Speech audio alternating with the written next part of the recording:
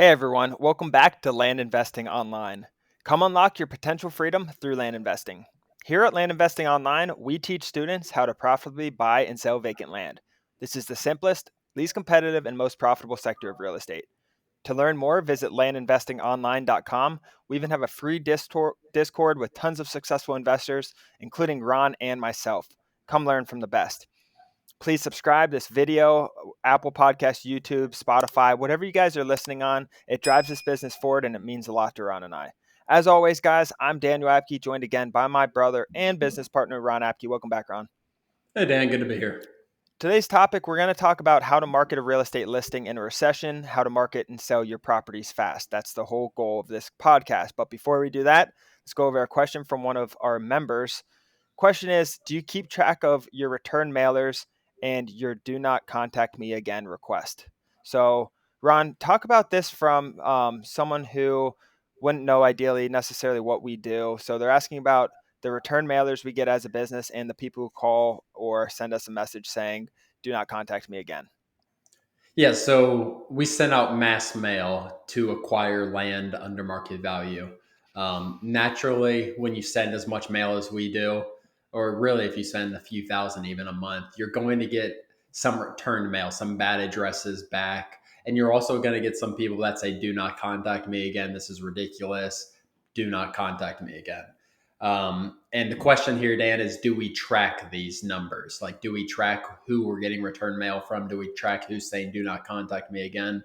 To answer the first question, the return mail, I don't. It's such a minuscule amount. Like, if I do remail and it gets returned again, like, so be it. It's 50 cents, 60 cents a mail or whatever. And then the do not contact me again. I never believe that everyone just is not a seller. Like, I don't think they're just not sellers for eternity or anything like that. There's a chance some of those people get turned if we do mail again. So I'm not tracking that. I'm not. It's too much effort in my mind to get rid of a couple names here and there. I don't think it's 100% necessary. I do know people who do track all this, which is awesome. And it's something, the more data you have, the better. I completely believe in that. But as far as recording this and then doing something in the future, whether not mailing them, it's something that we're not currently doing.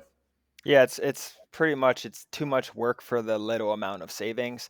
It's not worth it in our mind. But that's being said, if someone calls you and you're planning on remailing that county maybe or whatever, maybe write their name down or something. I don't know what the legality issue is behind this. If someone calls and says, do not contact me again, you might be legally obligated in some states to do that. So you may want to look into that as well. Good But point. let's get into today's show. How to market your real estate listing to sell it fast, especially in a recession. And that's why we bring this topic up today, is because we're officially the first day of a recession. Things are slowing down a little bit in real estate, or they're going to continue to slow down. So we just want to get all of you guys and get our members and everyone in our Discord caught up on marketing best practices and how to still sell your land fast, because it's not like no one's going to be buying and selling land. It's going to be purchased. It's going to be people are still going to be investing in land and buying land and building and all that stuff. It's going to slow down a little bit, so this becomes more and more important. Um, so the more things slow down in general, guys, the better we need to market these properties. And yes, we've been preaching we're going to acquire cheaper, sell cheaper. That's still a very effective strategy, but getting the most views and proper marketing is key to having a sustainable business in my mind, especially through these down times. Um, so since there's less buyers for more properties for sale in recessions, let's first talk about, um, I want to first talk about how we're looking to be more strict on what we're buying, because to market a property correctly, you want to be more strict up front on the acquisition side. You want to make sure you're buying the right properties, doing your proper due diligence. Buying at the right price up front and the right property is the most critical part of the business. So be more strict during these downtimes on what you buy. There, instead of having 5 properties on a market in a market right now, you might have 20 properties for sale in a market that have been sitting. The competition of for sale properties goes up, which means you want to have better properties to stand out and be priced more efficiently as well. Do you want to talk about that a little bit, Ron? Yeah, for sure. And I think this is, like Dan said, as the market turns a little bit, buying smart is extremely important. I don't think I'm going to change, Dan, as far as like the quality of land. I don't think I'm going to ever buy bad quality land, to be honest with you. And that's going to not be any different in my mind here. What is going to change is in slower markets, we are going to be a lot stricter with the price point. We are going to shoot these sellers our price that we can pay. If they're saying no, like we're not budging off that number, and we need to be able to price and market on the back end. We need to be under market value when we sell our land. We like Dan said, we can't be competing with 20 other 5 acre properties at their price point. It's just not going to be fun selling. We're not going to have enough people, and it's going to be a bidding war, or it's going to be basically just shot down. Like everyone, it's not going to be able to sell like that. Right. So I want to be able to market 5% under what market value is, and I want to be the cheapest on the market and get those eyes. If you're the cheapest on the market, you're going to have those eyes. I'm not saying underprice and lose out on money, but like I said, you cannot be competing with 20 other like kind properties. So I think that's the biggest thing. But Dan, really, I don't know about you personally, what your thoughts are, but bad land is bad land. I'm not going to buy it in a good market. I'm not going to buy it in a bad market. Certainly not in a bad market. Obviously, my biggest thing right now is making sure our price points are correct where we're buying. Yep, exactly. And I think when we first started, we were a little more lenient with the quality of land. We bought some defective land and had some things happen.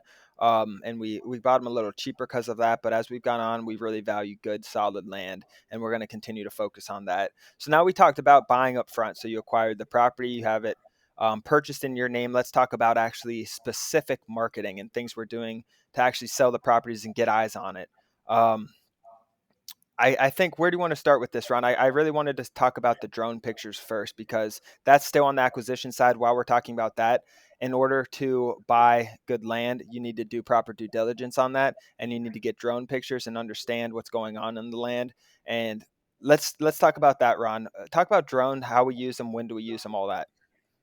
Yeah, so before we buy, so sometimes it's in title already and we're pretty confident, but we just want to confirm with the drone before closing, which is something we do on 95% of our purchases is we get a drone out there before title closes. So the purpose of this essentially is a lot of it is if we have any questions about the land, we'll get a drone before we send it to title. But even if we don't have questions about the land and we're for sure this is good, there are things that could be out there that you're not aware of. Right. Garbage is one thing that could just be littered on your property. Even like water, like you never know. There could be a wetlands that isn't mapped on a map rate or anywhere, and there's standing water. There's new standing water or something like that, and that's where these drones come in for the due diligence portion. And then obviously you need good quality drone pictures to sell the land as well and market correctly. So I think that drone is huge on both ends, before you buy it for due diligence and after you buy it for selling the property. We've been talking a lot, Dan. There's been a lot of talk about the videos, drone videos and stuff. And personally, we've done those before and I don't see return. Like those can get $300-400, and it's pretty expensive to get drone video and have them do that. Like we just do pictures, and we pay about $150 to $200 right now. It was $150 pretty flat, but with gas prices and stuff, these people are driving pretty far to our land. So 175 and 200 has become pretty normal. But we're not paying $300 for a drone, which I constantly hear people say, Dan. I don't know if they're not beating the people down or just not like, I don't know. I've done this in a lot of different areas around the country, and I've never paid over 200 for drone pictures.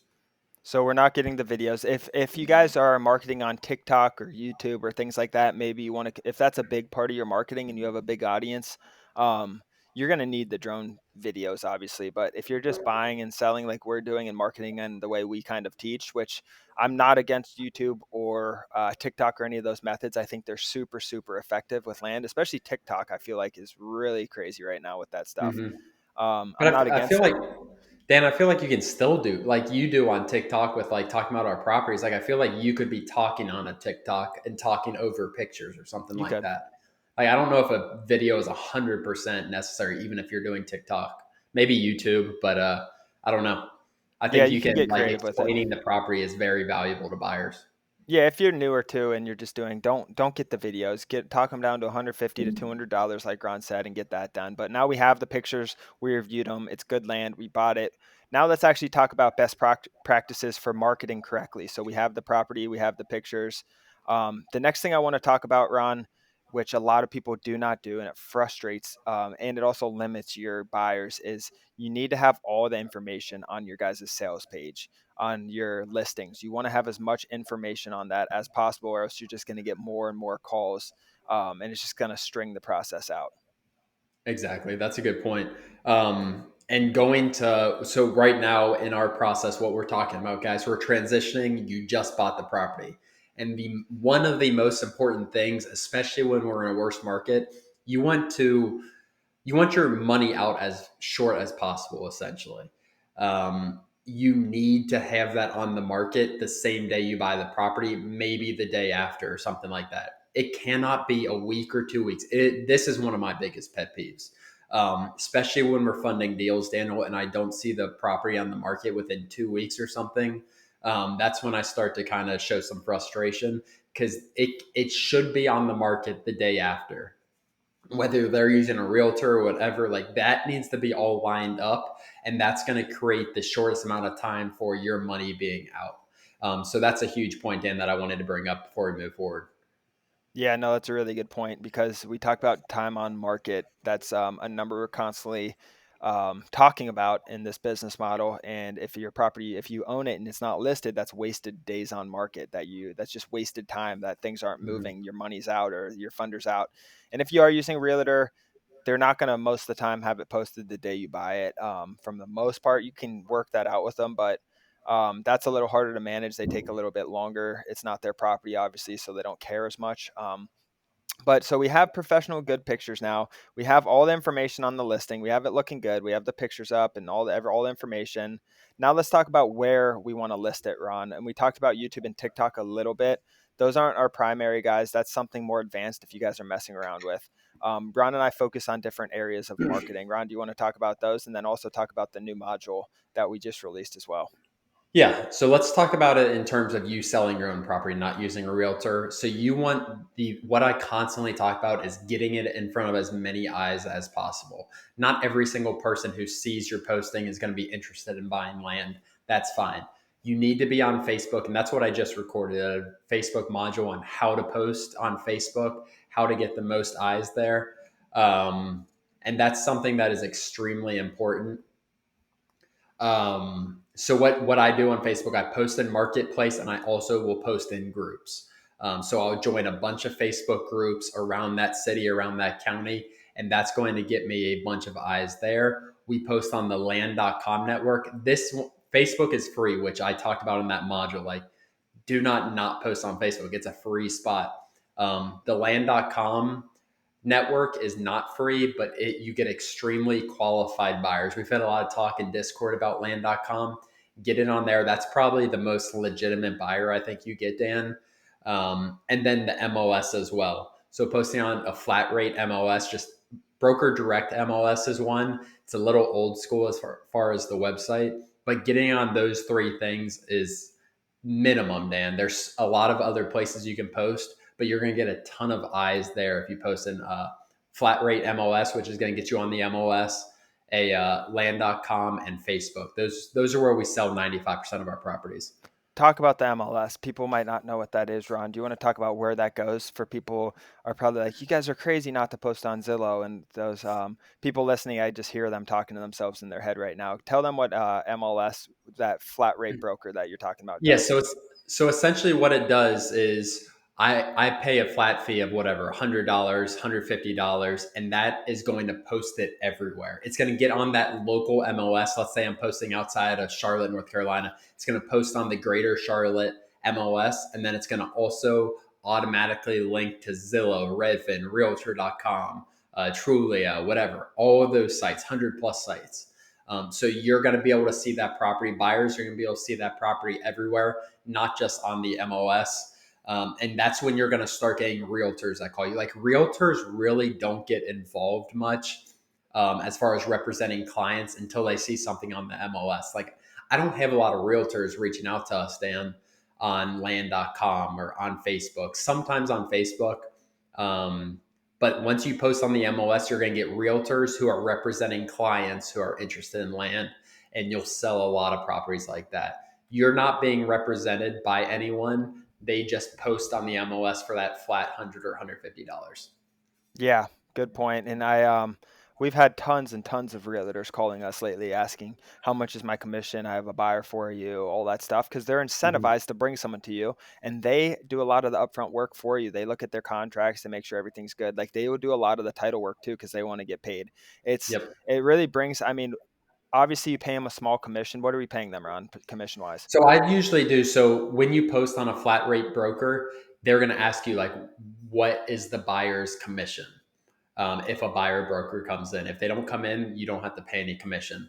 For like 0 to 25,000, I usually do 4 or 5%. 25 to 40, like 3 or 4% is pretty common. 40 to 60, 3%. And then when you get above that, like you can do 2.5 or something like that. You're saving money by not being represented. You will pay the buyer's broker, which is fine. Like it is worth it at the end of the day. But that's what we typically do, Dan. And then, yeah, they'll get you a contract, do a lot of that upfront work, collect escrow, update you. So you'll be working with them instead of the buyer. And they'll be communicating with the title a decent amount as well. And it works, I mean, good and bad. There's bad realtors out there that kind of slow it down and just kind of get in the way. That happens a lot. But there's also, we have a couple good ones right now that I've noticed they're keeping on top of it because they want their commission. They want things to close. Like they're working in our favor. I Mhm. like it a lot. I really, really do. You save money from not having anyone representing yourself, but that's not even the big point. The big point is there's someone working for you for that small percentage, and they're working with they have a buyers list and they're bringing people to you. Like Ron said, the more eyes, the better. So let's talk about that because that's realtors on the other side, the people buying from us. But let's talk about, do you think realtors are going to become more important? And I hear a lot of people are using realtors. We occasionally use realtors. We used to use them a lot more. We're not against realtors at all. They're hit or miss for us. We're very pro good realtors, um, and very anti most realtors. So um, that's just kind of and we've listed a ton with realtors. So it's not like we haven't really tried this out, Ron, before. We've done a lot with realtors. Um, but that being said, these realtors with buyers list, maybe they're going to become more important, Ron, or maybe showing people land and differentiating themselves by having good realtors in a market. Maybe it's a differentiating factor, honestly, like having land specialists out there working for you. Do you think they're going to become at all more important in a down market? No, I just don't, Dan. I mean, we've had some good experiences with them, but the overwhelming majority of our experience being represented by a realtor has been them not meeting expectations. They're not going to post on Facebook, stuff like that. I post on Facebook when they're representing us still, and I'll forward clients or really interested buyers to them. But I don't know. I have a hard time seeing like it's been so easy for them, Dan, for like, you know what I mean? I know you had a little bit of break in COVID where it might have been, but it really didn't slow down. People thought it was going to slow down in COVID. Prices dropped quite a bit, but then they skyrocketed right up. I just think it's been so easy for realtors since the crash in whatever 2012 or whatever when it was bad back then. I don't know. I just don't think most of them. I think some of them are going to rise. The cream's going to rise to the top. And that might bring out some better realtors, and the ones who can't do it just might not, they just might not have be in that industry anymore, to be honest, Dan. But I don't know, what are your thoughts? I think there's the good ones are going to succeed, like you said, and a lot of the little ones who could kind of sustain themselves the last, 8 years, 7 years of a really hot market are they're going to be weaned out. Just like businesses, you're going to see businesses in general start to be booted, just kicked to the curb because they could sustain themselves when people are getting these extra checks and this money and handing out money, and these businesses are getting $1 million to sustain themselves during COVID, and money's just pumping and pumping so that everyone could sustain themselves. It was easy to live, easy to make a business. A lot of these little guys, a lot of these guys who aren't providing value are going to get booted. You'll see that labor's going to get easier. And I think the same thing with the realtors. Like the little ones, there's no real upfront cost with a realtor business for the most part, besides maintaining your licenses and stuff. So it is a little bit different because you don't need to be active like a restaurant or something, obviously. But the good ones will rise, and they're going to have to start working harder for clients because people are going to be more and more hungry. It used to be I would call 20 realtors and maybe 7 of them call me back. Maybe now I call 20 and 15 of them call back because they don't have Mhm. listings. No, things change. So I think they're, in general, labor is going to work harder for you in the next upcoming years, which means they might be better, easier to work with. They're going to have less listings because not as many people, I guess, more days on market and things that we talked about most likely. But I don't think it's going to be much change, to be honest. Yeah, I don't either. I'm not excited about using realtors in the future other than the ones that I know who have done really well for us. And I'm not like, I don't know. I haven't seen anything to make me feel differently, Dan. I know so many people in this business who rely so much on realtors, which isn't a bad thing. Like if you're, it just, things happen slower with them than I would like. That's the main thing, Dan, that I have an issue with. They really, a lot of them really struggle with the idea like of minimizing contingencies with these buyers, especially in a hot market. But it's something that you just got to work with them honestly and be upfront about your expectations. I think that's the best thing if you're going to use them. But at the end of the day, once you sign that, like you don't know who they're going to be until you actually use them. You don't know what they're going to produce. But it's something we've done a lot, and it's something that we still do a decent amount. But you're going to have some struggles with them as well, Dan. People we have systems in place so we can market. Just this whole episode was on marketing. That's what realtors do. They market it for you. We have enough systems in place with our organization to where we have a pretty well-oiled machine with selling properties, I think. Obviously there's room for improvement, and yeah, there's a lot of room for improvement, but I just feel like it's almost, with our systems right now, almost more work to go out and get a realtor than not manage a realtor, than just listing it and answering the inbounds and giving them direction to the property and answering questions and reviewing the contracts. I just feel like it almost adds more work to us at this point. Ron, do you agree? I 100% agree. I do have one that I'm working with quite a bit that I've enjoyed working with. He hasn't sold anything for us, and I gave him two, maybe three properties. So hopefully that works out. But yeah, it just becomes like a headache. Like and then you get flustered. Like if something's not posted or if something's not done and we're selling it ourselves, I'm just going to make sure that happens. If it's a realtor, like you got to push the right buttons, you got to talk to them the right way, or they'll get offended. It's just the ones that take constructive criticism or like that take your input are the ones that I want to work with, even if they don't know land as well. Like the ones that listen and put in the effort and time are the best ones, Dan. But like I said, I think we got a little off topic from, I guess this is marketing as well, Dan. It's Um, marketing, and I will say though, I do feel good since we're on the realtor thing. I do like when people that have deals that need funding bring it to us and give us realtor opinions. That makes me feel good. for Just sure. because, especially if they've walked it. That's the first question I ask: have they been to the property, and have they walked the property? Because then it's another, they know the market. If they're good land investors, hopefully you guys did your homework and watched our finding a realtor episodes and all that stuff.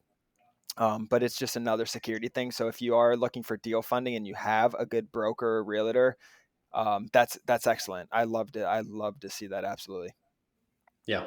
I don't have anything to add, Dan. I think it's going, like, you guys need to focus on this part of your business or you're just going to have a bunch of land for sale. Because we teach you all the things, we teach you both sides of it. But I think once you buy it, like some people tend to not think, don't expect land to sell itself. It's not going to happen. Unless you're in a crazy, crazy market. Like you need to put time and effort into that side as well as the acquisitions, Dan. It's really important. And if you follow these steps and follow our course, I bet you will do better in 2022, 2023, and 2024 than 2000, 2001, and beginning of 2022, 2022.